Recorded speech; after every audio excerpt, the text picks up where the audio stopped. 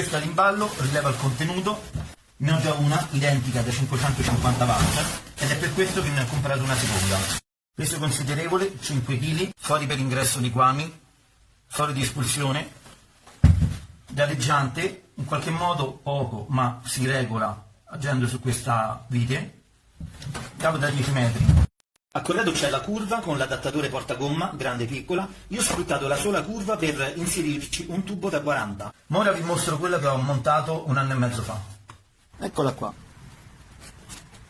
Spero lavori sempre il meno possibile, chiaramente.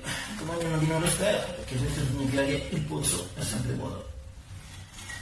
Lo stato mi sembra buono, ogni tanto l'apro e la controllo. Ecco la seconda installazione, pompa sommersa, in un bagno. Penso che il risultato parli da solo.